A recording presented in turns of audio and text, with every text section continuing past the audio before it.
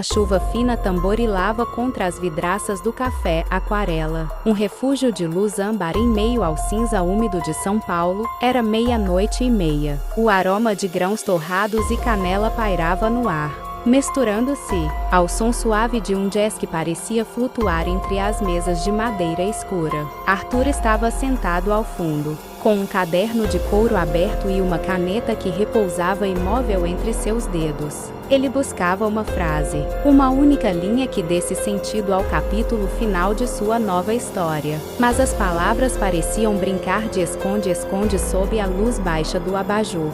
Foi quando o sino da porta tocou, anunciando a chegada de alguém que trazia consigo o frescor da noite. Ela entrou sacudindo um guarda-chuva transparente, gotas de água brilhando em seu casaco de lã como pequenos diamantes. Seu nome era Beatriz. Ela não era uma estranha para Arthur, embora nunca tivessem trocado, mais do que sorrisos de cortesia e pedidos de com licença ao alcançar o açúcar. Beatriz era ilustradora e, assim como ele, fizera daquele café seu santuário noturno. Sem mesas vazias perto da janela, ela hesitou por um segundo. Arthur, movido por um impulso que nem ele mesmo compreendeu, ergueu a mão discretamente. A cadeira está livre, se quiser fugir do vento da porta, disse ele, com um tom de voz que buscava ser acolhedor, mas que traía um leve nervosismo. Beatriz sorriu, um sorriso que pareceu aquecer o ambiente mais do que o aquecedor elétrico nos cantos da sala. Obrigada. Hoje a cidade decidiu testar a paciência de quem anda a pé. Ela se acomodou, retirando de sua bolsa um tablet gráfico e um fone de ouvido que deixou descansando no pescoço por alguns minutos. O silêncio entre eles foi preenchido apenas pelo riscar da caneta dele e o deslizar da caneta digital dela. Era um silêncio confortável, como se a presença um do outro fosse a peça que faltava para a produtividade de ambos. O que você escreve com tanta intensidade? Beatriz quebrou o gelo, sem tirar os olhos da tela onde esboçava o que parecia ser o perfil de uma cidade futurista, sob um céu de dragões. Uma história sobre o tempo, Arthur respondeu, fechando levemente o caderno. Sobre como as pessoas se cruzam nos momentos errados e passam o resto da vida tentando entender o que o destino quis dizer com aquele esbarrão. Beatriz parou de desenhar e olhou diretamente para ele. Seus olhos eram expressivos, carregados de uma curiosidade genuína. E você acredita que existam momentos errados?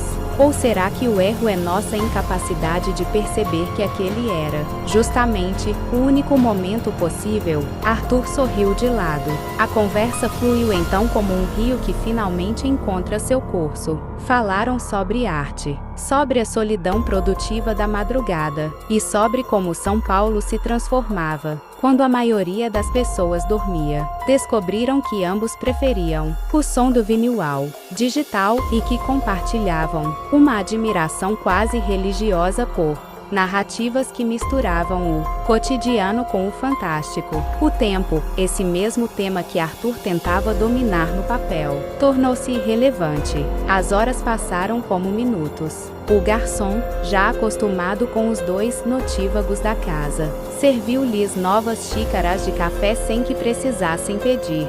Eu sempre imaginei como seria a voz do autor que se senta nessa mesa, confessou Beatriz, enquanto desenhava linhas abstratas no vapor da xícara. Você tem uma aura de quem vive em mundos que ainda não foram escritos. E eu sempre me perguntei o que você ouve nesses fones, ele retribuiu. Às vezes você sorri enquanto desenha, como se estivesse ouvindo um segredo compartilhado. Beatriz riu e entregou-lhe um dos lados do fone. Arthur o colocou. Não era jazz, nem música clássica. Era o som de uma tempestade gravada, com trovões distantes e o ruído do vento nas árvores. Me ajuda a focar, explicou ela. É como se eu criasse um microclima só meu dentro do caos da cidade.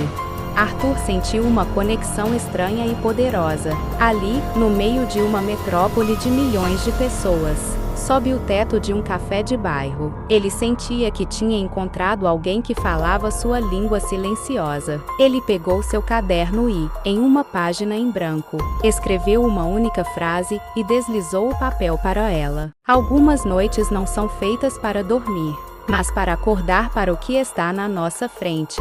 Beatriz leu a frase e, por um momento, o mundo pareceu parar.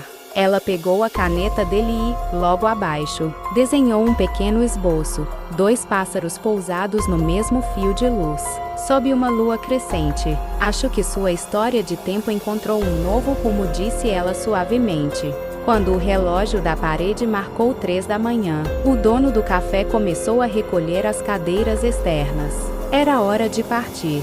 Arthur e Beatriz saíram juntos. A chuva agora reduzida a uma névoa fina que dava à rua um aspecto onírico. Caminharam lado a lado até a esquina onde seus caminhos se dividiriam. O asfalto molhado refletia as luzes dos semáforos em tons de vermelho e dourado. Beatriz Arthur a chamou antes que ela seguisse em frente. O café amanhã.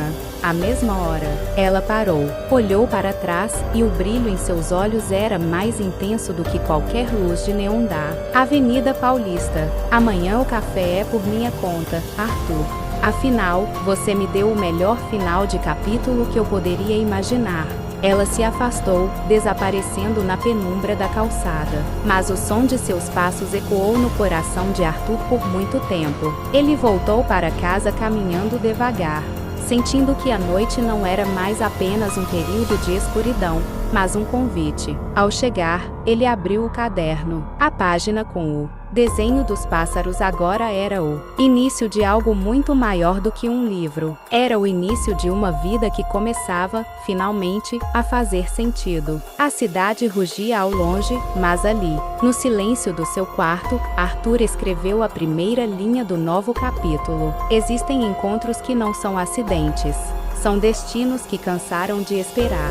E, pela primeira vez em anos, ele não sentiu pressa para terminar a história. Ele queria apenas vivê-la, uma madrugada de cada vez.